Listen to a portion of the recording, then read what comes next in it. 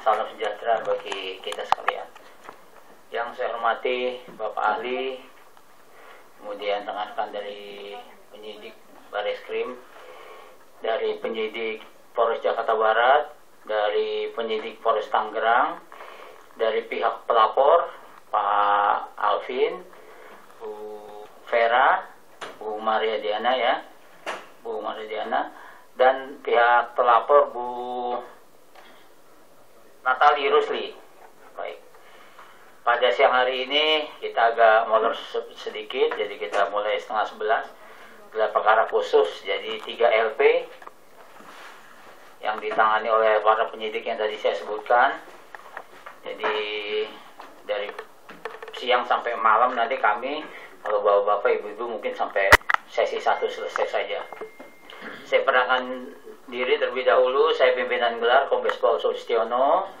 Kemudian saya didampingi oleh sebelah kiri saya Bapak Ahli dari Biro Wasidik Bareskrim Polri, Kombes Pol Purnawirawan Dr. W. Marbun, SHMH, ahli dosen S1 Hukum dan S2 Hukum di beberapa Universitas Jakarta.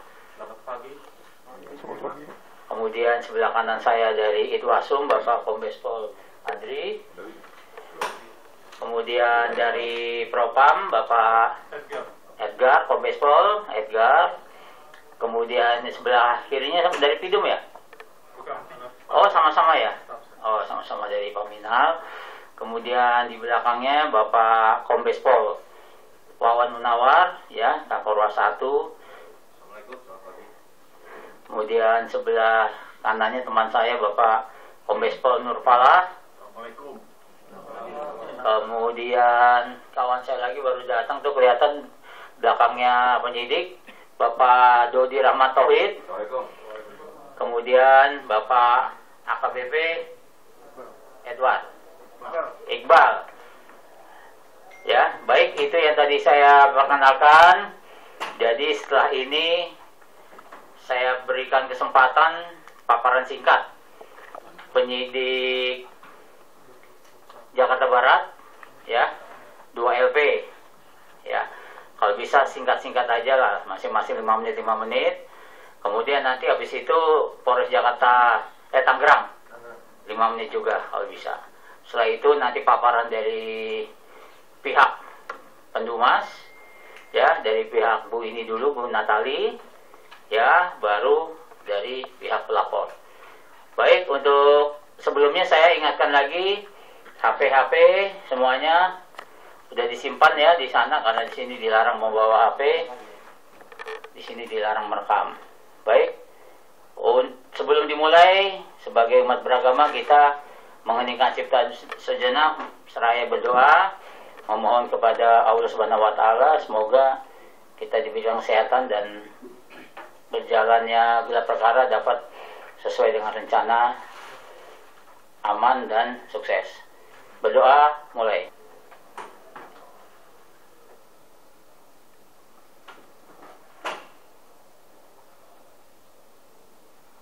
Selesai.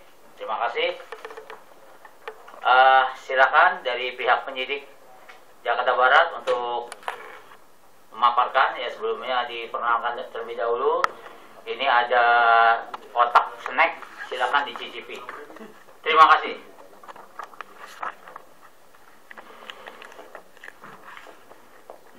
Terima kasih pimpinan gelar atas kesempatan yang diberikan kepada kami dari Satreskrim Polres Metro Jakarta Barat. Mohon izin menyampaikan untuk Bapak Kasat kebetulan tidak bisa hadir kemudian karena mengikuti rakor Bareskrim. Kami izin memperkenalkan diri. Saya dengan Kompol Niko Purba selaku Wakasat Reskrim beserta tim ada Kanit, KP Diaman Saragi, Ibda Syasha, dan 2 orang penyidik. Jadi sebagaimana dengan surat yang telah kami terima, kami pada hari ini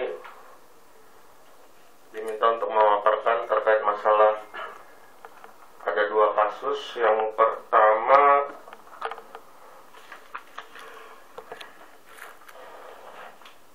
terkait dengan LP nomor 2301 30 April dengan pelapor Saudara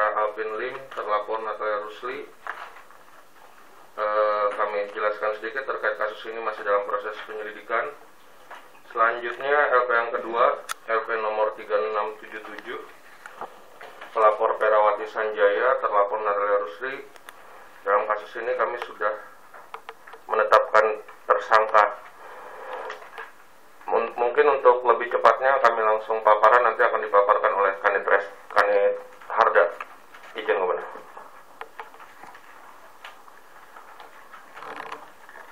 Terima kasih Komandan. Izin pimpinan gelar. Kami mencoba memaparkan 2 LP yang kami tangani dari Polres Metro Jakarta Barat. LP yang pertama adalah LP nomor 3677 garing 7 Romawi 2021 SPKT Polda Metro Jaya 30 Juli 2021. Perkara penipuan dan penggelapan 378 dan 372 KUHP. Dalam hal ini pelapor Perawati Sanjaya, terlapor Natalia Rusli. Waktu dan TKP Juni tahun 2020 di Bank BCA Cabang Gajah Mada Taman Sari, Jakarta Barat. Adapun saksi-saksi yang sudah kami minta keterangan, Perawati Sanjaya dalam hal ini lapor, Sun Hong saksi, Dr. Juniper Gilsang SH saksi, Dimas Reza saksi dari pihak bank untuk menyatakan transfer, saksi ahli pidana dari MND Saragi, kemudian Brian Roberto Mahulae SH, saksi ahli pidana Dr. Septa Chandra, saksi ahli bahasa Profesor Dr. Andika Duta Bahari, kemudian saudara Rayong dan saudari Natalia Rusli sendiri sebagai terlapor.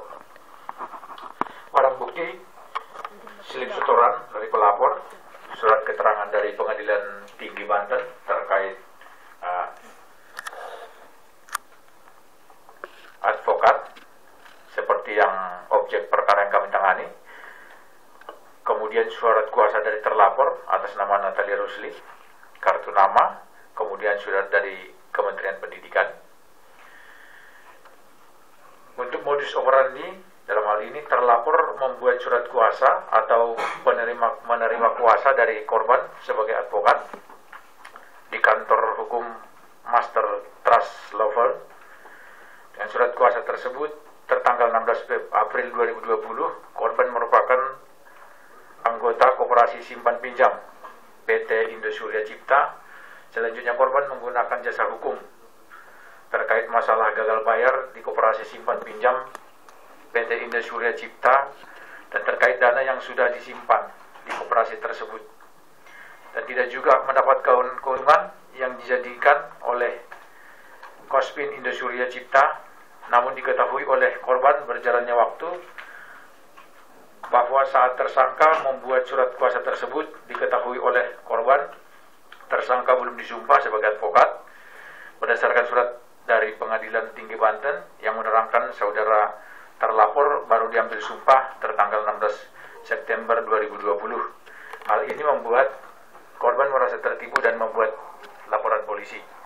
Untuk sementara perkembangan dari LP yang kami tangani sudah pada posisi di penyidikan dan sudah menetapkan Natalia Rusli sebagai tersangka. Itu yang pertama, LP 3677. Kemudian izin kami lanjutkan untuk LP yang kedua.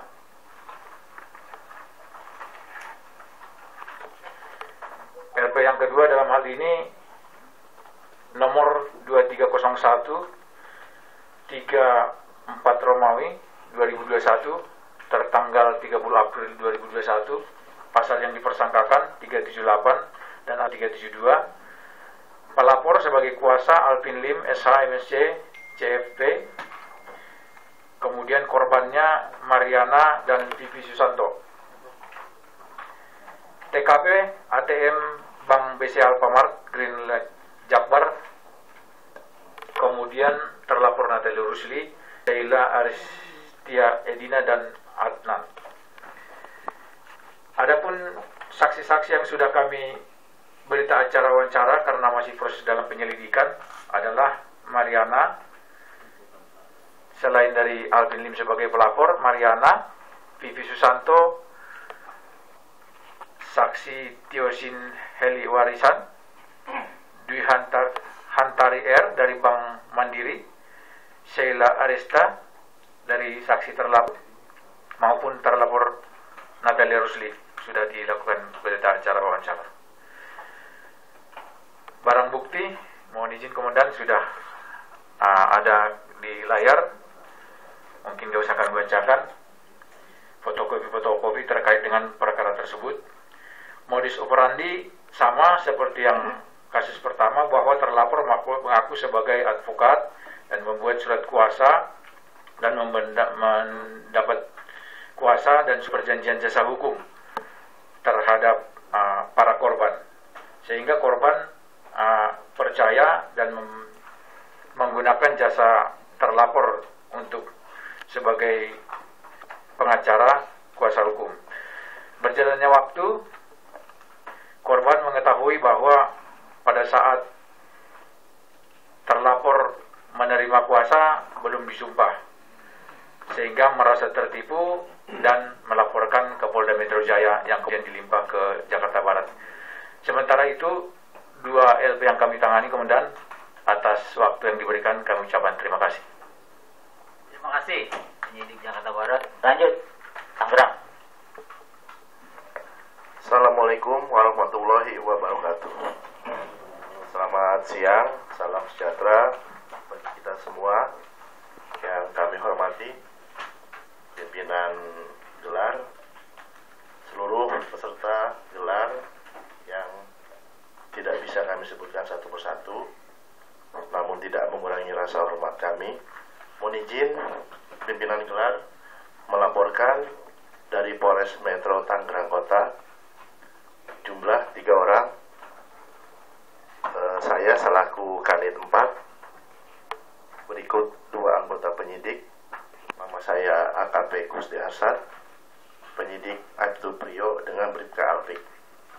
Pak Kasat Reskrim berhalangan karena sedang ada giat rakor di Bareskrim. Mohon izin untuk memaparkan terhadap laporan polisi yang di Polres Metro Tangerang dengan nomor LP 3180 6 Romawi 2021 SPKT _PMJ tanggal 21 Juni 2021. Ini laporan polisi yang kita terima limpahan dari Polda. Atas nama pelapornya Bapak Alvin Lim, untuk terlapornya ada 2, Ibu Natalie Rusli dengan Ropaun Rambe. Untuk TKP Ruko Excelis nomor 26A Komplek Karawaci Office, Kota Tangerang. Sudah ada saksi-saksi yang kita minta keterangan. 1, Pio Ruci. 2, Pesta Uli Saragi, Mariana, Rianda SE, Rizky Parlindungan, Nurul Fajri, Profesor Hazizoni, Najwan, Ferry Panjaitan, Profesor Lauren Amanulang, yang terakhir ahli pidana dari Muhammadiyah Dr. Helmuda. Untuk barang bukti yang sudah kita kumpulkan yaitu fotokopi ijazah S1 atas nama Natalie Rusli, surat keputusan pengangkatan Natalie Rusli, fotokopi berita acara sumpah dari Pengadilan Tinggi Banten, fotokopi surat kuasa antara Mariana dengan Natalie Rusli. Untuk perkara ini masih dalam tahap penyelidikan. Di SP2HP terakhir, penyidik dari Polres Metro Tangerang Kota akan melakukan gelar perkara untuk kepastian hukum. Apakah terhadap perkara ini bisa naik sidik ataukah dihenti penyelidikan. Demikian pimpinan gelar yang bisa kami laporkan. Terima kasih. Terima kasih. Penyidik Tangerang. Baik, langsung persiapan dari pihak pelapor Dumas, Bu Natali. Ya, silakan langsung 20 menit. Ya, langsung diperkenalkan terlebih dahulu, kemudian tolong sampaikan apa alasannya melakukan dumas di Biro Wasidik Barreskrim. Baik, terima kasih pimpinan. Sebelumnya, Assalamualaikum warahmatullahi wabarakatuh. Selamat pagi yang terhormat pimpinan sidang, Bapak dari Itwarsum Polri, ahli dan peserta-peserta pada pagi hari ini. Mungkin langsung saja, perkenalkan saya Agung Pratama Putra, saya selaku kuasa hukum dari Ibu Natalia Rusli pada gelar hari ini. Mungkin untuk mempersingkat waktu, saya akan menjelaskan saja kronologis. Yang pertama, saya akan membacakan kronologis nomor LP garis miring B garis miring 37 garis miring 7 Romawi garis miring 2021 garis miring SPKT garis miring Polda Metro Jaya tanggal 30 Juli 2021 dengan pelapor Ibu Ferawati Sanjaya. Perlu diketahui bahwa awal mulanya pada tanggal 27 Februari. Tolong perkenalkan dulu sebelah kanannya saya.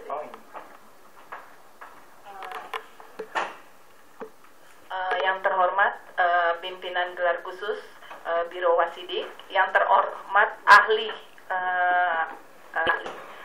yang terhormat Itwarsum Polri, yang terhormat Propam dari Propam dan teman-teman sekalian dan rekan-rekan sekalian. Perkenalkan, saya Natalia Rusli, hadir di gelar khusus ini dan saya diwakilkan oleh Pak Agung sebagai kuasa hukum saya. Terima kasih. Terima kasih. Baik, saya lanjutkan. Ini yang pertama, nomor LP 3677. Bahwa pada tanggal 27 Februari 2020, Ibu Natalia Rusli telah diangkat oleh Dewan Pimpinan Pusat Perkumpulan Advokat Indonesia sebagai advokat dengan surat nomor keputusan Cap.11.1.9.3 strip 2 Romawi 2020. Yang kedua, bahwa Ibu Natalia Rusli telah mendapatkan kartu pos Bakumdin yang telah terregister oleh Menteri Hukum dan HAM Republik Indonesia dengan nomor A1.02255 strip 5 Romawi 2020 yang berlaku dari tanggal 31 Desember 2020 sampai dengan 31 Desember 2021. Selanjutnya, bahwa pada awalnya Saudari Ferawati Sanjaya memberikan kuasa khusus nomor 025-SK-MT.4 Romawi /2020 kepada Master Trust Law Firm yang salah satu penerima kuasanya adalah Saudari Natalia Rusli tertanggal 16 April 2020 untuk membuat laporan polisi melalui Kepolisian Daerah Meja terkait dugaan perbuatan tindak pidana sebagaimana pasal 372-378 KUHP, tindak pidana pencucian uang dan TP Bank yang diduga dilakukan oleh Indosuria Simpan Pinjam dengan total nilai kerugian 1 miliar rupiah. Bahwa dalam surat kuasa khusus nomor 25-SK-MT.4 Romawi 2020 tersebut jelas dan terang adanya penjelasan terhadap penerima kuasa, yaitu para advokat dan konsultan hukum. Dalam hal ini penerima kuasa dalam surat kuasa tersebut yaitu yang pertama dari Natalia Rusli S.A. sebagai konsultan hukum, yang kedua Brian Roberto Mahula S.A. sebagai advokat dan konsultan hukum, yang ketiga Dimas Reza Andika Putra S.A. sebagai advokat dan konsultan hukum. Bahwa pada tanggal 30 Juni 2020 Saudari Ferawati Sanjaya melakukan pembayaran operational fee sebesar 45 juta rupiah yang jumlahnya diakumulasi dengan suaminya yaitu Bapak Roni Sumenep ke rekening Natalia Rusli, namun atas nama Saudari Ferawati Sanjaya sendiri hanya 15 juta rupiah saja. Bahwa terkait honorarium advokat telah diatur di dalam Undang-Undang Nomor 18 Tahun 2003 Pasal 28 Ayat 1 yang mengatur tentang advokat berhak menerima honorarium atas jasa hukum yang telah diberikan kepada kliennya. Ayat 2, besarnya honorarium atas jasa hukum sebagaimana dimaksud pada ayat 1 ditetapkan secara wajar berdasarkan kedua belah pihak. Selanjutnya, bahwa pada tanggal 30 Juli 2020 tim Master Trust Law mengirimkan dokumen ke kantor Junifer Gersang and Partners yang telah diterima oleh Saudari Lucia. Bahwa Saudari Natalia Rusli memulai kontak dengan Junifer Gersang selaku kuasa hukum Indosuria pada tanggal 8 Juli 2020. Bahwa selanjutnya pada tanggal 16 Juli 2020, Saudari Ferawati Sanjaya telah dimintai klarifikasi atau dimintai keterangan di Mabes Polri selaku sebagai saksi korban pelapor dalam kasus Koperasi Simpan Pinjam Indosuria Cipta, dan pada saat itu didampingi oleh advokat Dimas Reza Andika Putra SH. Dalam hal ini penerima kuasa telah melakukan tugas dan wewenang untuk mendampingi pemberi kuasa dalam hal pemeriksaan di Mabes Polri secara baik dan patut. bahwa pada tanggal 17 Januari 2022, Saudari Natalia Rusli telah mendapatkan SP2HP dari Direktorat Tindak Pidana Ekonomi dan Khusus Mabes Polri terkait laporan polisi terhadap Indosuria yang pada intinya sudah adanya penetapan tersangka terkait kasus tersebut dan saat ini sudah ditahan di Mabes Polri. Bahwa selanjutnya pada tanggal 30 Juli 2021, Saudari Ferawati Sanjaya membuat laporan polisi, yaitu LP-B-3677-7 Romawi-2021 SPKT Polda Metro Jaya, dengan persangkaan dugaan pidana penipuan dan atau penggelapan sebagaimana yang dimaksud dalam pasal 372-378 Kitab Undang-Undang Hukum Pidana dengan terlapor atas nama Natalia Rusli. Bahwa pada tanggal 31 Agustus 2021, Saudari Natalia Rusli mengirimkan pesan melalui WhatsApp kepada penyidik Harda Polres Jakarta Barat atas nama Brigadir Ibnu Akil yang isinya memberitahukan bahwa pesannya menginformasikan kepada penyidik bahwa Saudari Natalia Rusli adalah seorang advokat, sehingga Saudari Natalia Rusli menyampaikan kepada penyidik apakah pelapor sudah pernah melakukan aduan ke organisasi advokat terkait kode etik advokat, yang dimana dalam hal ini pelapor adalah klien dari Saudara Natalia Rusli sebelum adanya laporan polisi tersebut. Namun penyidik membalas kode etik mana Bu? Selanjutnya Saudari Natalia Rusli menjelaskan tentang kedudukan advokat yang tidak dapat dituntut baik secara perdata maupun pidana bisa menjalankan tugas dan profesinya berdasarkan surat kuasa khusus sesuai dengan penjelasan pasal 5 ayat 1 Undang-Undang Nomor 18 Tahun 2003 tentang advokat. Namun selanjutnya penyidik tidak membalas atau merespon pesan WhatsApp tersebut. Poin 13, bahwa selanjutnya pada tanggal 7 Oktober 2021 juga pihak Polres Jakarta Barat mengirimkan surat perihal pemberitahuan dimulai penyidikan yang ditujukan kepada Saudari Natalia Rusli. Dalam hal ini, Saudari Natalia Rusli sangat terkejut dikarenakan sangat tidak wajar dan terkesan adanya indikasi diskriminasi terhadap advokat yang dimana Saudari Natalia Rusli pada saat itu bertindak sebagai kuasa hukum, sehingga tindakan yang dilakukan oleh penyidik Polres Jakarta Barat yang bertugas di unit Harda Polres Metro Jakarta Barat tidaklah tindakan yang ceroboh dan terlalu prematur. Poin 14, bahwa selanjutnya Saudari Natalia Rusli menghadiri panggilan dari undangan berita acara pemeriksaan dengan nomor undangan SPGL-1264-10 Romawi-2021 Satreskrim Jakarta Barat pada tanggal 15 Oktober 2021 dan melakukan BAP sebagai saksi sehubungan dengan laporan tersebut. Poin 15, bahwa perlu diketahui proses dari penyelidikan ke tahap penyidikan tidak dilakukan oleh pihak unit Harda Polres Jakbar dan kepada Saudari Natalia Rusli belum pernah diklarifikasi pada tahap penyelidikan, namun langsung dinaikkan ke tahap penyidikan untuk dipanggil sebagai saksi. Poin 16, bahwa pada tanggal 15 Maret 2022 Polres Jakarta Barat mengirimkan pemberitahuan penetapan tersangka atas nama Saudari Natalia Rusli dengan nomor surat B-377-3 Romawi 2022 Satreskrim Jakarta Barat yang dimana Saudari Natalia Rusli baru melakukan klarifikasi satu kali.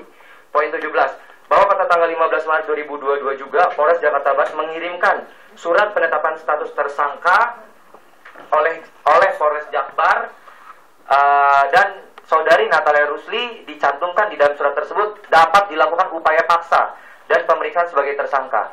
Poin 18, bahwa Saudari Natalia Rusli belum pernah diundang untuk dilakukannya BAP sebagai tersangka. Poin 19, bahwa perlu diketahui Saudari Natalia Rusli telah pernah melaporkan aduan ke Propam Polda Metro Jaya terkait kasus ini dan mendapatkan surat pemberitahuan perkembangan hasil penyelidikan Propam dari Polda Metro Jaya tertanggal 17 Mei 2022 yang pada intinya di dalam surat tersebut, saya kutip, penyidik dalam menangani laporan polisi nomor LP-3677-7 Romawi-2021-SPKT-PMJ tanggal 30 Juli 2021 telah melakukan penyelidikan dan penyidikan. Namun dalam menangani perkara dimaksud penyidik unit Harda Satreskrim Polres Metro Jakarta Barat patut diduga telah melakukan pelanggaran kode etik profesi Polri, dan aduan yang dibuat oleh Saudari Natalia Rusli di Propam Polda Metro Jaya terkait adanya pelanggaran kode etik yang dilakukan tersebut sudah masuk ke tahap penyidikan yang penanganannya saat ini dilakukan oleh Subditwaprof Bitpropam Polda Metro Jaya. Poin terakhir, bahwa dalam hal ini sudah sepatutnya pasal yang disangkakan terhadap Saudari Natalia Rusli yaitu penipuan dan atau pengaruh bagaimana diatur dalam pasal 378 dan atau 372 KUHP sangatlah tidak memenuhi unsur dikarenakan antara Saudari Natalia Rusli dan Saudari Ferawati Sanjaya adalah konsultan hukum dan klien, dan Saudari Natalia Rusli telah melakukan pekerjaan sebagai konsultan hukum dengan sebagaimana mestinya. Terima kasih. Mungkin untuk yang sinopsis perkara yang LP di Jakarta Barat nomor 2301 mungkin sama izin pimpinan karena dugaan tindak pidananya juga sama, unitnya juga sama, namun aku aja yang diwakilkan oleh Pak Alvin. Mungkin saya langsung bacakan yang ke Tangerang. Baik, saya akan bacakan selanjutnya perkara LP garis miring B garis miring 3180 garis miring 6 Romawi 2021 SPKT Polda Metro Jaya tanggal 21 Juni 2021 dengan pelapor Bapak Alvin Lim dengan dugaan tindak pidana pasal 263 junto 266 KUH pidana. Poin 1. Bahwa Saudari Natalia Rusli menjadi mahasiswa Universitas Timbul Nusantara pada Fakultas Hukum pada 2014 sampai dengan 2018. Poin 2. Bahwa Saudari Natalia Rusli telah melaksanakan perkuliahan hingga tugas akhir yaitu skripsi serta telah melakukan wisuda pada awal tahun 2018. 3. Bahwa Saudari Natalia Rusli telah mendapatkan ijazah dari Universitas Timbul Nusantara dalam kurung IBEK dengan nomor seri ijazah 69-HKM-3N-2018 yang diterbitkan pada tanggal 29 Maret 2018 yang ditandatangani oleh Rektor Prof. Dr. Lawrence A. Manulang dan Dekan Fakultas Hukum yaitu Dr. Gison Manulang. Poin 4. Bahwa Saudari Natalia Rusli pada saat di bangku kuliah telah melaksanakan seluruh administrasi yang ada di Universitas Timbul Nusantara IBEK sesuai dengan aturan yang berlaku di universitas tersebut. Poin 5. Bahwa tugas dari Saudari Natalia Rusli sebagai mahasiswi yaitu hanya mengikuti perkuliahan dan membayar biaya-biaya administrasi terkait dengan perkuliahan tersebut. Poin 6. Bahwa terkait untuk urusan akademis dan urusan penerbitan ijazah itu bukanlah urusan dan wewenang dari Saudari Natalia Rusli sebagai mahasiswi, melainkan itu merupakan wewenang dan tugas pihak kampus dan atau pihak fakultas serta pihak akademis dari universitas tersebut. Poin 7.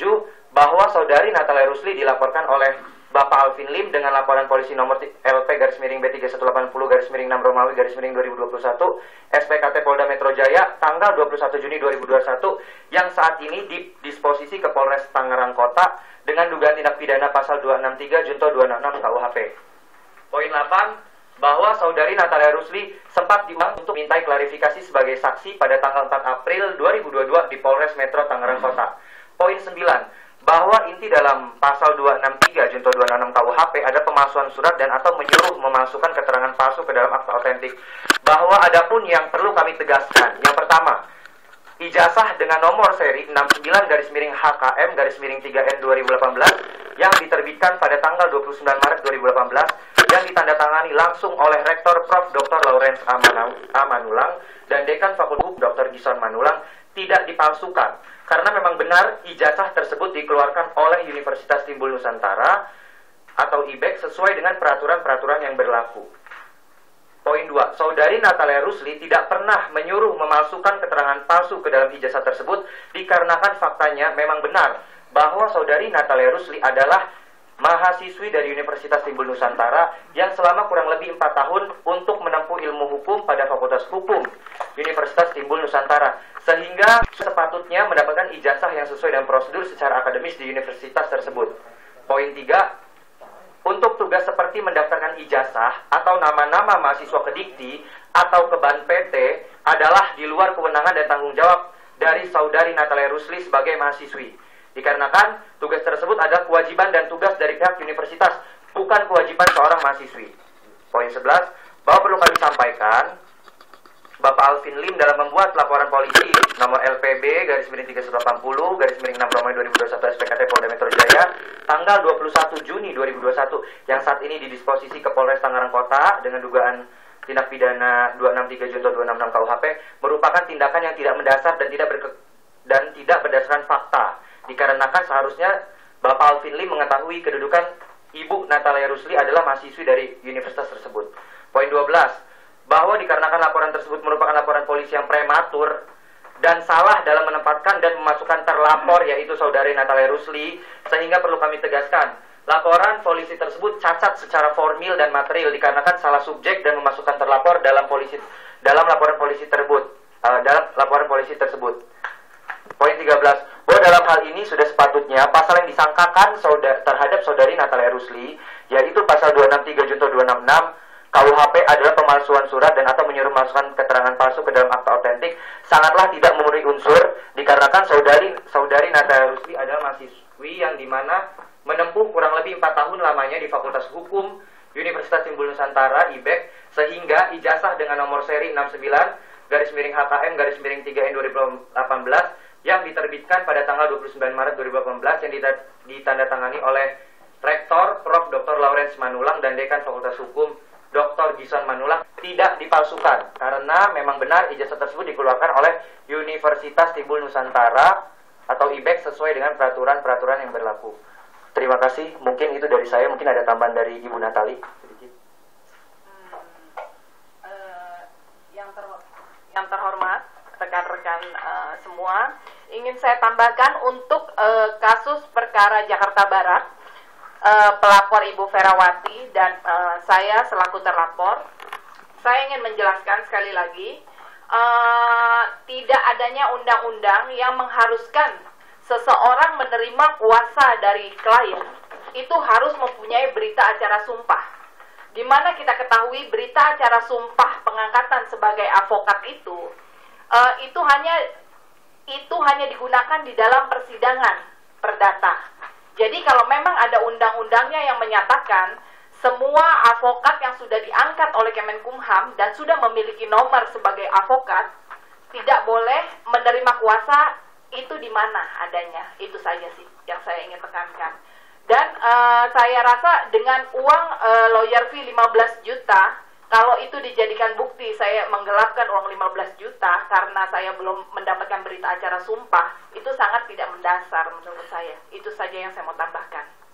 Untuk perkara yang di Tangerang Kota, ijazah palsu, di mana saya sebagai terlapor dan Pak Ropaun Rambe sebagai terlapor, di situ saya ingin tekankan dan jelaskan sekali lagi, saya kuliah hukum mulai 2014 dan selesai 2018 bulan 3. Saya sudah memenuhi kewajiban saya sebagai seorang mahasiswi hukum, menjalankan semua peraturan dan kewajiban saya sebagai mahasiswi hukum, dan apabila ada peraturan ya yang mengikat sebagai mahasiswi hukum harus mendaftarkan diri sendiri ke Dikti, itu saya terima untuk kasus ini dilanjutkan kembali seperti itu. Ya, jadi kalau memang ada undang-undangnya atau peraturannya, setiap mahasiswa harus melaporkan dirinya sendiri ke Dikti. Nah, saya terima kasus ini agar diteruskan seperti itu. Terima kasih. Cukup? Cukup, baik. Terima kasih. Tidak sampai 20 menit. Baik, sekarang giliran dari pelapor LP dari Jakarta Barat dulu ya. Silakan Ibu yang Aku dulu. Saya dulu. Oh, boleh, silakan. Dari Jakarta Barat juga kan? Iya, jadi Jakarta Barat ada 2 LP, satu saya, satu Bu Vera. Jakarta jadi, Barat kan? Jadi saya wakili Bu Vera dulu untuk bicara. Oke, silakan. Jangan lupa perkenalkan dulu ya. Siap. Silakan. Ini Pak Ulun pakai. Ini udah bisa ya. Coba itu surat yang tadi mau paparan. Bukan yang itu Bang, izin. Oke. Saya perkenalkan diri dulu, nama saya Alvin Lim, saya sebagai pelapor dari LP di Tangerang Kota dan LP di Polres Jakarta Barat. Di sebelah kanan saya ada Ibu Mariana juga sebagai pelapor. Jadi pelapornya sebenarnya Bu Mariana, tapi dia memberikan kepada saya kuasa untuk melapor. Jadi sebenarnya pelapor aslinya dan korban ini Bu Mariana. Di sebelah kanannya lagi ada Ibu Ferawati Sanjaya. Ini melaporkan LP sendiri dia di Polres Jakarta Barat juga. Sebelah kanannya lagi ada kuasa hukumnya dari Bu Ferawati, Pak Henry. Sini. Perlu saya kenalin kan di belakang. Oh, ini suaminya Ibu Ferawati. Kalau ini asistennya Pak Firdaus. Oke. Terima kasih kepada pimpinan gelar dan ahli juga beserta anggota-anggota dan para penyidik di wilayah Polri. Sebelumnya saya berikan dulu, ini cuma ada 2 karena ternyata PowerPoint-nya nggak bisa nih, PowerPoint-nya ternyata, jadi terpaksa saya harus dari sini aja.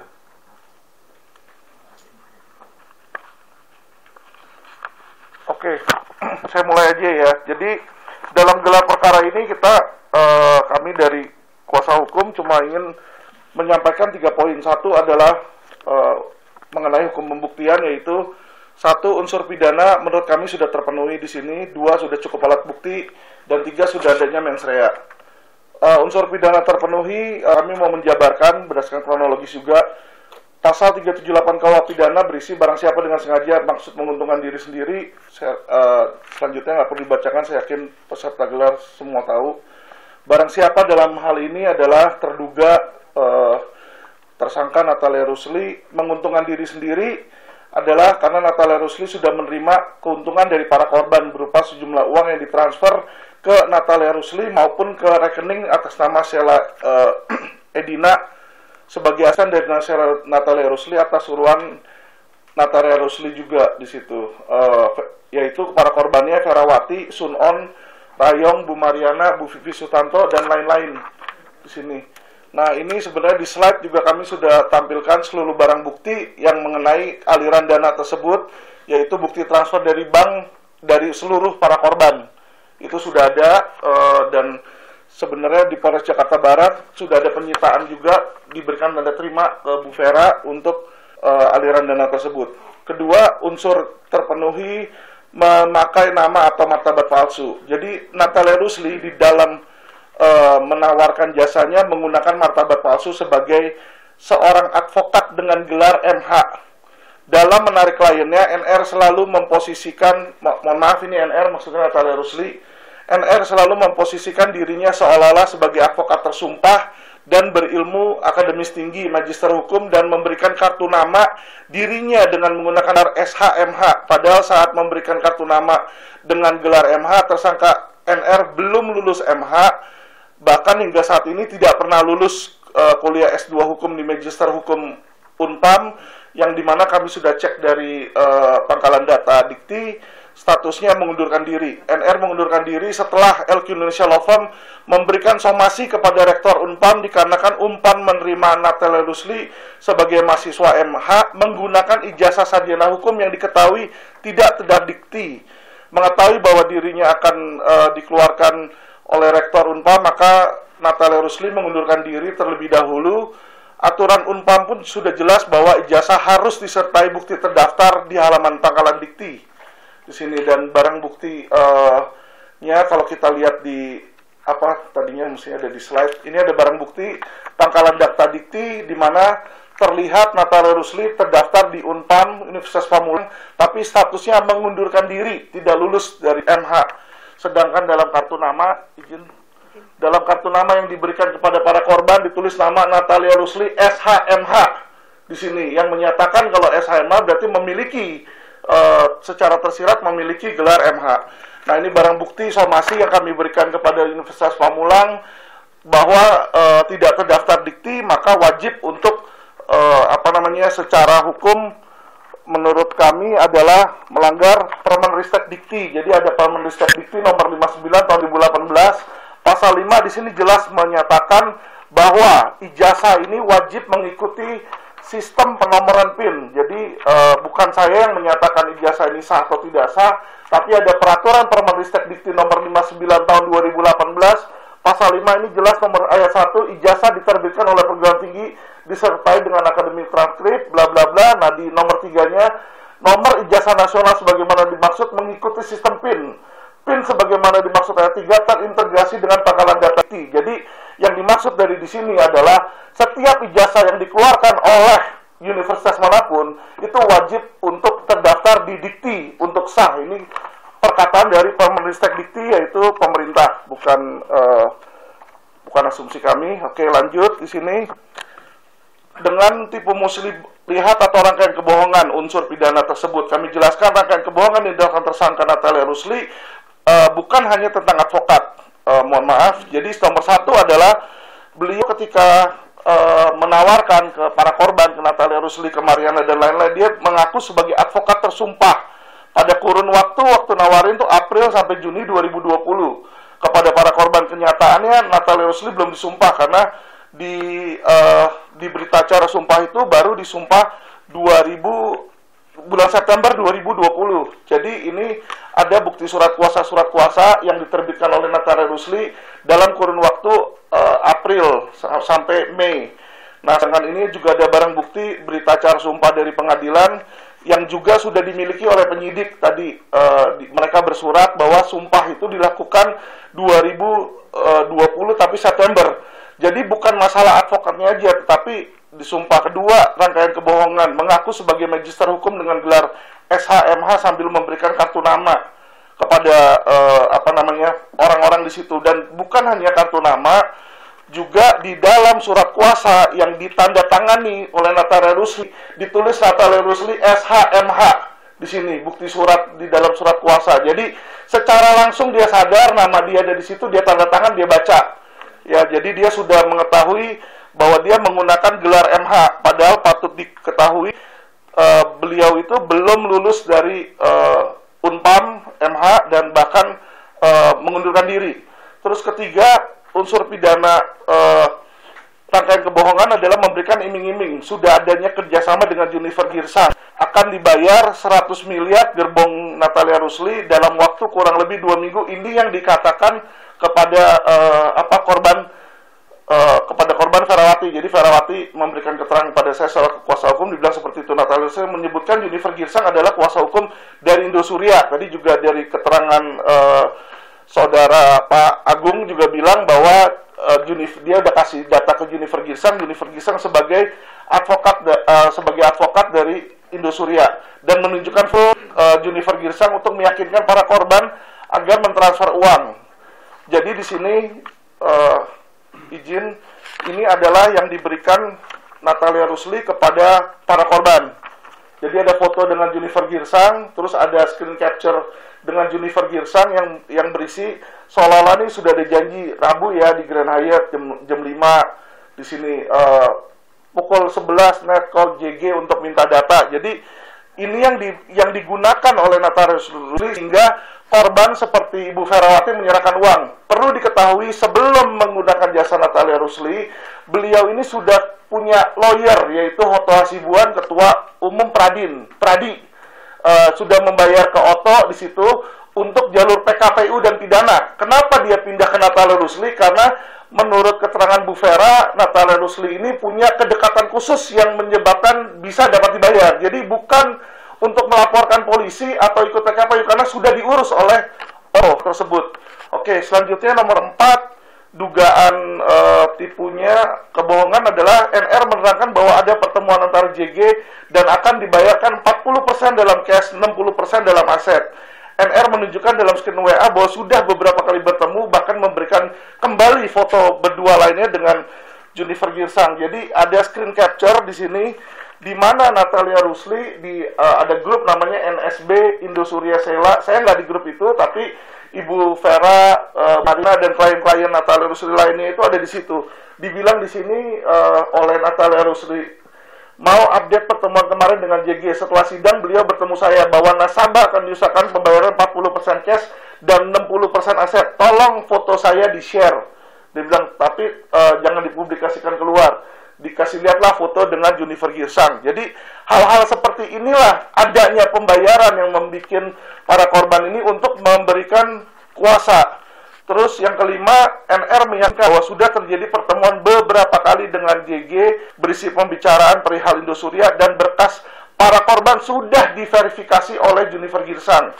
Jadi ini ada bukti screen WA lagi. Ada bukti screen WA lagi di sini, di mana Natalia Rusli kasih foto, ada video, ada orang dibilang data sudah diverifikasi oleh pihak JG. Saya sudah jelaskan, dibilang di sini. Jadi sudah ada tulisan nih bahwa data sudah diverifikasi. Ini ada WA dari Natalia Rusli ke Ibu Vera ya? Iya. Ini ke Ibu Vera, pagi Bu Nat, ke grup, enggak ini pribadi nih kayaknya. Oh ya. Pagi Bu Nat, dataku sudah dikasih ke JG kan kemarin untuk verifikasi, dijawab oleh Natalia Rusli, sudah dong, lagi verifikasi. Jadinya tunai Bu Nat, nggak dijawab habis itu. Jadi sudah dibilang sudah diverifikasi oleh JG. Nah, setelah kami melakukan pengecekan, ternyata Junifer Girsang tidak pernah menjadi lawyer Surya. Jadi Junifer Girsang itu hanya lawyer dari Henry Surya. Itu boleh nanti ditanyakan oleh penyidik. Kenapa kami mengetahui? Karena ketika kami membuka putusan pengadilan, lawyer Indosuria itu orang lain, Agus Wijaya dan lain-lain itu. bukan Henry Surya, bukan Jennifer Girsang, Hendra Wijaya. Jennifer Girsang ini lawyer khusus dari Henry Surya pribadi di situ. Oke, lanjut nomor 6, NR tidak terus terang. Jadi kenapa mereka merasa tertipu atau merasa dibohongkan? Menurut para korban, NR tidak terus terang mengatakan kalau ijazahnya tidak terdaftar dikti, padahal sudah mengetahui sejak awal 2020. Jika para korban tahu ijazah sarjana hukum yang nggak terdaftar, maka para korban tidak mungkin akan mau mentransfer uang berdasarkan Permenristek Dikti tadi tersebut. Jadi ini ada surat keterangan dari Dikti menyatakan bahwa ijazah itu tidak terdaftar Dikti. Ya, nomor ijazah yang kami dapat kopinya, izin saya dapat kopi ini dari mantan sahukumnya Natalia Rusli berikan kepada saya ketika beliau melaporkan saya. Oke, lanjut biar cepat. Nomor 7, dugaan kebohongannya adalah Natalia kembali memberikan janji palsu.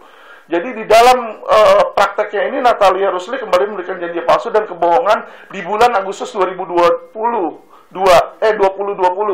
dengan mengirim WA kepada Bu Vera menjanjikan akan mengembalikan dana korban. Kenyataannya hingga hari ini tidak dikembalikan. Jadi sudah sangat jelas berkali-kali ada rangkaian kebohongan di mana memberikan informasi bohong tersebut. Jadi ada bukti screen capture WA di sini.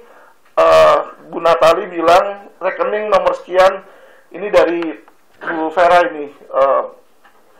Oke Pak, Senin, oh ini Pak Roni ya berarti ini. Oke Pak, Senin kita kirim kembali dan cabut kuasa. Jadi dibilang bahwa uangnya akan dikembalikan nih Agustus 2020. Hal seperti inilah di mana para korban ini percaya dengan kata-kata yang dikatakan yang ternyata tidak benar. Nomor 8 di sini dugaan kebohongan NR di dalam video. Jadi ada video sebenarnya di USB kalau nanti mau dilihat juga boleh. Ini Natalia Rusli berusaha menggait klien korban Indosuria lainnya. Jadi dia bicara dia akan menggoreng kasus Indosuria, dia bilang, serta meminta agar gelombang besar jangan masuk dulu katanya. Yang kedua aja, nanti yang kecil masuk, udah dibayarkan, digoreng di situ, baru kita goreng kata dia. Kalau dia nggak mau bayar, baru abis itu yang besar masuk. Dan dia di dalam video itu ada Pak Rayong di sebelahnya, dan dia bilang ini yang kecil Pak Rayong akan dibayar lebih dulu katanya. Nah ternyata sampai sekarang pun Pak Rayong tidak pernah, bukan yang itu Bang izin. Pak Rayong ada di luar saksi hidupnya. Ya nggak apa-apa. Bukan yang itu, yang apa? Coba. Iya itu yang first travel cari mangsa itu. Itu orang yang masukin. Saya dapat dari orang lain. Nah ini di video sudah ada 500-an. itu ada Pak Rayong di sebelahnya Natalia Rusli. Ini korban juga yang di depan. Bisa kan? Aku sekarang lagi pegang kasus first travel kan. Jadi kalau ya kalau gitu ini kita sepakat. Kalau memang ada kuasa hukumnya, kita sepakat untuk tunjuk satu kuasa hukum, kita gugat mereka gitu. Nggak ada kita sabar-sabaran lagi sama mereka buat apa? Jangan gugat dulu Pak. Jadi kita goreng dulu biar ini ditampung oleh seluruh masyarakat Indonesia, semua tahu. Biar mereka semua tahu. Tapi gini, Bapak ini berapa total kerugiannya kalau saya boleh tahu? Kita sekitar 2 M. Klien saya kan cuma 1,4. Jadi kita kerja harus 2 kali menurut saya. Nggak apa-apa, saya punya anggota di sini kurang lebih ada sekitar 400. Selamatkan uang kita dulu. Setelah itu baru kita menyelamatkan orang. Kalau saya, benar ya. Misalnya contohnya kita punya kelompok kecil, siapa-siapa aja itu, kita tanya sama Indosuria, lu mau beresin dulu nggak ini? Lu nggak beresin, rame. Ngerti nggak? Begitu uang yang kelompok kecil udah beres, ini kan kelompok besar juga banyak yang dirugikan, ya kan? Baru kita berjuang untuk mereka. Kalau menurut saya. Soalnya kalau kita langsung gerebek dia dan jadi videonya itu sebenarnya suaranya ada cuma mohon maaf karena kesalahan teknis jadi yang begitu besar, tapi intinya di situ Natalia Rusli bilang kita goreng dulu aja, yang kecil dulu masuk dibayar, baru yang besar baru dimasukin, yang kecil tuh 1 M, 2 M itu masuk. ternyata kenyataannya gerbongnya itu di video yang selanjutnya itu ada Natalia Rusli bilang gerbong dia 100 miliar ternyata. Yang kecil belum terbayar. Jadi apa yang dia janjikan ketika menarik korban itu dirasa oleh para korban tidak terlaksana di situ. Oke, lanjut. Tadi bicara tentang unsur pidana, kali ini saya bicara tentang mens rea dan actus rea di sini. Mens rea adalah niat kesengajaan seseorang untuk melakukan kejahatan atau tiadanya itikat baik, lack of good faith. Actus rea adalah perbuatan kejahatan itu sendiri. Dalam perkara Natalia Rusli, dugaan terlihat jelas mens rea sebagai berikut. 1. Natalia Rusli sengaja sudah merencanakan memposisi dirinya menggunakan martabat palsu, yaitu sebagai seorang ahli hukum dengan gelar S2 hukum MH. Kenapa dia sudah merencanakan? Karena dia sudah mencetak kartu nama dengan gelar MH. Jadi nggak mungkin orang yang lalai, dia cetak sendiri di situ, dan juga dia buat di dalam surat kuasa tadi terhadap Pak Rayong, di situ dia tulis Natalia Rusli SHMH. Jadi unsur mengetahui yang sengaja dia menuliskan MH itu sudah jelas untuk memposisikan dirinya sendiri seolah-olah sebagai seseorang yang mempunyai kompetensi atau martabat sebagai magister hukum MH. 2. Natalia Rusli tidak ada itikat baik menurut para korban untuk mengurus setelah para korban mencurigai tidak adanya deal dengan JG dan meminta uang kembali. Nah, tidak adanya itikat baik ini dibuktikan dengan kesengajaan Natalia Rusli untuk memblokir kontak WA, baik pribadi maupun grup WA, itu diblokir untuk menghindar ditagih pertanggungjawaban. Dengan diblokirnya aluran komunikasi, maka niat untuk tidak bertanggung jawab atau itikat baik itu tidak ada menurut para korban. Karena kenapa? Ini ada bukti chat WA di mana diblokir ini nomor telepon Ibu Vera diblokir, Pak Roni diblokir, dan tiba-tiba dari grup ini Natalia Rusli sama timnya pada keluar live dari grup di sini. Jadi ada bukti dari screen capture. Nanti kalau diperlukan di handphone juga itu kan bisa di digital forensik atau apa di situ. Nomor 3, bukti adanya mens rea di sini. Setelah diblokir saluran komunikasi, korban kembali berusaha mendatangi kantor hukum Master Trust milik Natalia Rusli dan ternyata sudah pindah tanpa ada itikat baik dari Natalia Rusli untuk memberitahu kepada para klien. Jadi otomatis ketika handphone diblokir, orang udah kasih duit, dia mau minta dong jasanya. Ini gimana perkembangannya? Nah, habis itu orang datanginlah ke kantor Master Trust dan dilihat situ tutup. Dia kaget. Bagaimana, kenapa kok tutup, tidak ada, dan nggak mau kasih kabar, minimal kasih tahu, misalnya saya pindah kemana, itu.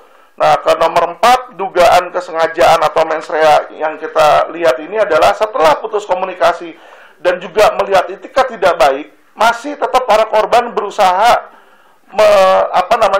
sudah berusaha untuk mengadukan dulu pelanggaran kode etik ke Pradin. Jadi kalau tadi dari Bu Natali dibilang tidak pernah diadukan ke Pradin, ke OA, organisasi advokat, izin sudah pernah diadukan ke Pradin di sana, tapi karena Natalia Rusli tahu ada aduan, dia mengundurkan diri lagi. Sama kayak yang di MH tadi ada aduan somasi dari saya, dia mengundurkan diri dari S2. Ini juga dari Pradin, dia tahu dilaporin, dia mengundurkan diri di sini dari Pradin. Ini ada bukti surat Pradinnya ini. Tanda terima dari Pradin atas nama Bu Verawati sebagai pelapor aduan etik. Ya, jadi sudah diadukan di sana. Tapi karena Natalia Rusli sudah keluar, alasan dari Pradin adalah sudah bukan anggota, jadi kami sudah tidak berhak mengadili atau melakukan sidang etik terhadap anggota yang sudah tidak menjadi anggota. Itu alasan dari Pradin di situ. Nah, ketika dia mengundurkan diri ke Pradin, lalu pindah ke KAI, kami juga sudah melaporkan kembali sidang etik di KAI. Jadi dia pindah dari Pradin, pindah KAI, kami laporin ini ada bukti putusan dari KAI. Setelah kami berikan bukti-bukti dan juga dibilang di sini menimbang salah satunya Permen Ristek Dikti. Jadi menimbang ada peraturan Menteri Ristek Dikti nomor 59 tahun 2018 tentang ijazah. Keputusan dari KAI adalah menerima pengaduan dari pengadu dan serta menjatuhkan sanksi kepada teradu, dijatuhkan sanksi kepada teradu. yaitu mencabut kartu anggota advokat radu dan dinyatakan tidak berlaku sejak putusan dibacakan. Jadi ini kami bukannya tidak berusaha, kami sudah berusaha sebelum lapor polisi, kami sudah mencoba jalur etik. Jadi kami mengetahui dan sadar bahwa pidana itu adalah ultimum remedium, jalan terakhir. Nah, karena dia pindah lagi sekarang ke Persadi, kami merasa tidak mungkin kami akan ajukan, karena ini aja 1 tahun, sidang etik hampir 1 tahun. Jadi nanti dia pindah lagi, kami merasa di situ tidak mungkin ada jalan keluar, karena organisasi kita ketahui ada puluhan. Lanjut, setelah putus komunikasi dan melihat itikat tidak baik dari Natalia Rusli yang berusaha menghindar, maka para korban setelah mengajukan gugatan ke etik ke organisasi advokat, masih oleh para korban itu dicoba secara kekeluargaan untuk yang terakhir, yaitu dilayangkanlah somasi ke Natalia Rusli oleh LBH Lembaga Laskar Merah Putih, yaitu kuasa hukum dari Ibu Vera saat itu. Jadi somasi sudah dilayangkan, ternyata somasi tidak juga digubris, dihiraukan 3 kali. Disitulah para korban merasa bahwa sudah tidak ada itikat baik dan sudah tidak ada jalan lain, sehingga dilaporkan oleh polisi. Nah, setelah dilaporkan polisi, upaya mediasi mentok di situ, dan ternyata setelah laporan polisi dijalankan, ditetapkan jadi tersangka, saat itu Natalia Rusli baru memberikan surat permintaan maaf dan mengajak damai dan mau bayar ganti rugi ke Ferawati. Namun terhadap korban yang laporan belum terjadi penetapan tersangka, tidak ada itikat baik dari Natalia Rusli untuk membayar ganti rugi. Dibuktikan dengan laporan laporan satunya yang Ibu Mariana ini mengirimkan somasi untuk meminta bayaran kembali uangnya. Dijawab oleh Bu Natalia Rusli di somasi balik ya. Di somasi balik diancam di situ. Jadi Ibu Mariana ini mendapatkan somasi balik dari Natalia Rusli ketika ditagih. Jadi malah disomasi balik di situ. Jadi kepada mereka yang belum berhasil, karena LP-nya Bu Mariana ini belum naik TSK, baru lidik tadi seperti yang Polres Jakarta Barat bilang. Jadi dia nggak merasa terancam, tapi terhadap yang tersangka langsung dibikin surat permintaan maaf. Di sini mengakui maaf, minta restoratif justice dan mau bayar ganti rugi. Jadi di sini kami melihat itikat tidak baik dan kesengajaan. Lanjut, yang sudah menjadi kebiasaan bagi Natalia Rusli untuk berbohong bahkan kepada aparat penegak hukum kepolisian. Kami buktikan di mana Natalia Rusli dalam WA menyuruh agar korban berbohong kepada penyidik dalam BAP. Ya. Jadi ini ada bukti screen capture WA di mana Ibu Vera ini sudah ikut PKPU. Ditanya oleh penyidik, kamu ikut PKPU belum? Karena begini, kalau ikut PKPU, penyidik itu tidak mau orang main 2 kaki. Jadi dianggap kalau ikut PKPU kan nanti kamu dapat ganti rugi dari kreditur nih, pilihan. Makanya di pidana nggak bisa. Nah, dia tanyalah si Ibu Vera ini menanya ke Natalia Rusli yang dianggap sebagai konsultan hukum. Ini saya ditanya penyidik, Bu, aku jawab apa? Aku ditanya penyidik nih, ikut PKPU atau tidak? Dijawab di sini, bilang aja tidak, dibilang di sini. Anggap nggak tahu, nggak usah sebut OTO dan PKPU.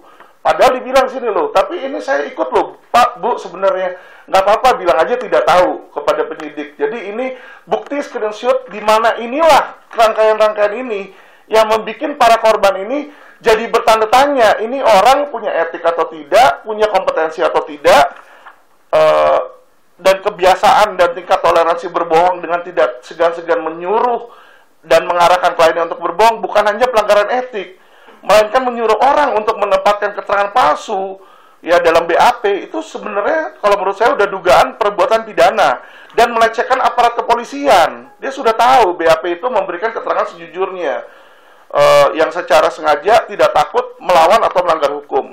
Oke, terakhir mengenai alat bukti. Jadi alat bukti itu diatur 184, 183 KUHP acara pidana, yaitu adalah minimal 2 dari 5 alat bukti otentik, keterangan saksi, keterangan ahli, keterangan terdakwa, bukti surat, dan petunjuk. Untuk penetapan tersangka, itu di dalam KUHP memang tidak mengatur, hanya mengatur pidana cukup alat bukti yaitu 2 untuk hakim menjatuhkan, ada di pasal 183. Namun dalam Perkap pasal 25 Perkap nomor 6 tahun 2019 dijelaskan di pasal 25 tersebut bahwa syarat untuk jadi tersangka itu adalah telah melakukan gelar perkara dan menaikkan status tersangka ketika sudah memiliki 2 alat bukti yang cukup. Jadi alat bukti itu yang kami ketahui sudah dimiliki oleh penyidik adalah 1, keterangan saksi. Keterangan saksi diatur pasal 185, yaitu lebih dari 1 saksi.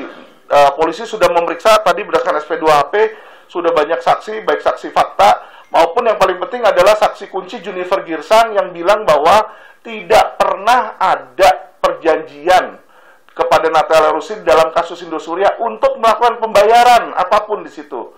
Ini keterangan yang korban dapatkan dari penyidik di situ informasinya. Jadi di sini keterangan saksi ini sudah jelas lebih dari 2 sehingga penyidik sudah memiliki. Kedua, keterangan ahli. Penyidik tadi juga sudah memeriksa saksi ahli pidana Effendi Saragi dan ahli bahasa juga sudah diperiksa. Jadi sudah ada dikantongin keterangan ahli. 3, bukti surat tadi juga sudah lakukan tanda terima penyitaan untuk untuk bukti transfer. Namun bila diperlukan karena untuk Vivi dan Mariana belum disita karena masih dalam tahap lidik. Nah, ini saya kasih contoh perjanjian jasa hukum aslinya nih.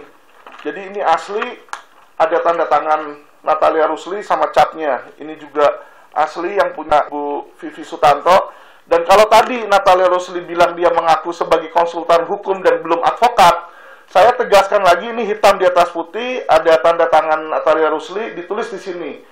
Pasal 1 ayat 2 nih, Natalia Rusli SH adalah advokat dan konsultan hukum. Jadi bukan konsultan hukum doang, konsultan hukum dan advokat dibilang di sini. Ini dilakukan Mei 2020. Terus untuk memperkuat kata-kata tersebut di pasal 3 dijelaskan lagi.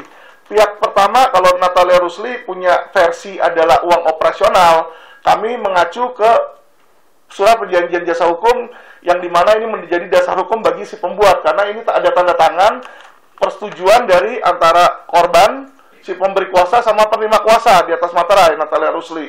Nah, di sini dibilang uang tersebut bukanlah uang operasional, tapi saya bacakan pasal 3 bahwa sebagai realisasi atas penunjukan pihak pertama kepada pihak kedua sebagaimana disebutkan dalam pasal 1, maka pihak pertama berkewajiban memberikan uang jasa atau honor advokat.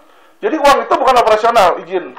Tapi honor advokat kepada pihak kedua sebesar RP, ini contoh yang Bu Vivi, 28.125.000 di sini. Dengan detail pembayaran BCA nomor sekian atas nama Sheila. Makanya kenapa Sheila di dalam laporan polisi saya sebagai turut terlapor, karena Sheila ini ya tahu, dia ketika nawarin Indosuria apa tuh tahu selalu di sebelah Natalia Rusli, dan uangnya itu pun masuk dulu ke Sheila. Kita nggak tahu dari Sheila nyampe nggak ke Natalia Rusli, saya nggak tahu. Cuma saya tahu berarti uang itu masih digelapkan atau masih dalam posisi di Sheila, ya kan? Yang tahu kami karena Ibu Vivi, Bu Mariana transfernya ke Sheila juga kan? Transfernya ke Sheila. Jadi kita tahu posisi terakhir di sana, izin. Oke, jadi tadi berdasarkan alat bukti terakhir adalah bukti petunjuk. Bukti petunjuk adalah kesesuaian antara keterangan saksi, keterangan ahli, dan keterangan terdakwa. Ya, jelas keterangan dari Junifer Girsang memperkuat alibi kami di situ. Jadi kalau menurut kami dari 5 alat bukti itu minimal penyidik sudah mengantongi 4 alat bukti. Ya, kalau keterangan terdakwa kami tidak tahu karena penyidik belum pernah memeriksa Natalia Rusli dalam tahap tersangka. Izin. Untuk kasus Polres Jakarta Barat, demikian yang untuk 2 itu. Apa saya lanjut bentar dengan yang pemalsuan atau langsung aja, waktunya udah lebih. Langsung aja ya kalau iya, langsung ke yang Tangerang Kota kita cepat soalnya tadi udah di cover banyak di situ. Izin. Nambahin sedikit. Iya, Bu Sini. Ya, tanggung. Iya. Saya nambahin dikit aja. Jadi bedanya LP itu tadi sudah dijelaskan oleh penyidik, kalau yang di Polres Jakarta Barat itu lebih penipuan penggelapan, sedangkan di Polres Tangerang Kota lebih ke pemalsuan. Nah, yang saya mau cantumkan cuma satu hal. Jadi ini panjang tapi sudah dijelaskan tadi kenapa saya bilang itu ijazahnya itu palsu. Jadi keterangan palsu atau tidak itu sebenarnya ada de facto dan de jure ya kalau dari sisi hukum. Secara de facto seperti yang tadi Ibu Natalia bilang, dia mengikuti sekolah apa segala, tapi secara de jure dia nggak terdaftar. Jadi kayak seorang SIM, dia ikut ujian tertulis, ujian praktek, tapi SIM-nya nggak keluar di situ, nggak terdaftar. Dia dapat SIM, mungkin yang kasih juga polisi di situ, tapi bisa aja oknum yang mencetak. Intinya secara de jure kalau tidak tercatat berdasarkan peraturan menteri pun juga bilang itu tidak sah. Oke, terus kedua di sini dalam pasal tadi kalau menurut Natalia Rusli dia nggak pernah bikin ijazah palsu. Yang kami sangkakan bukan dia membuat ijazah palsu. Kami tahu yang menerbitkan itu adalah Universitas Timbul Nusantara. Tapi jangan lupa pasal 263 dan 266 itu ada ayat 1 dan ayat 2. Ayat 1 si pembuat surat palsu. Kedua adalah si pengguna.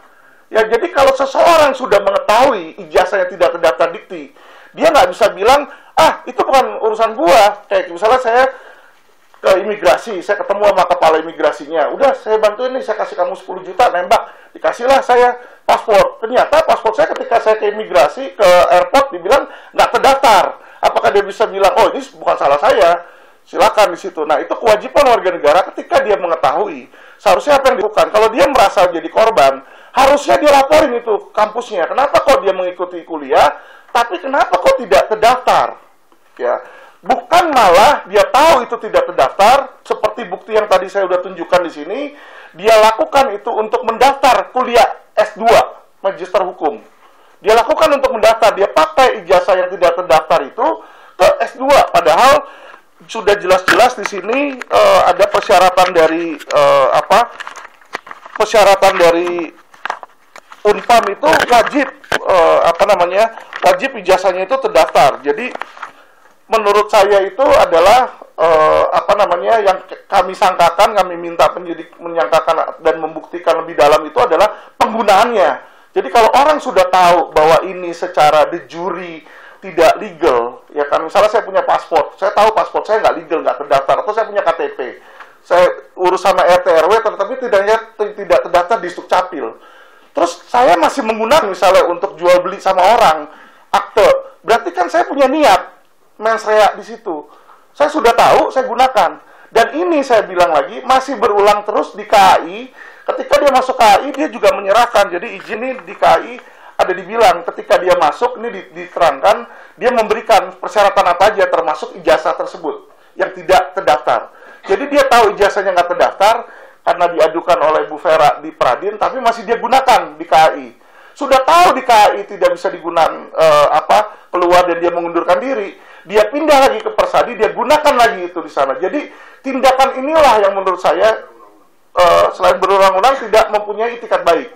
Seharusnya yang dilakukan diurus dulu ke dikti sampai terdaftar baru digunakan. Jadi kalau saya punya KTP ternyata nggak terdaftar di Sukcapil, pasti saya urus dulu sebelum saya gunakan itu.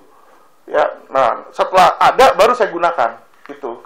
Oke, saya rasa buat saya cukup.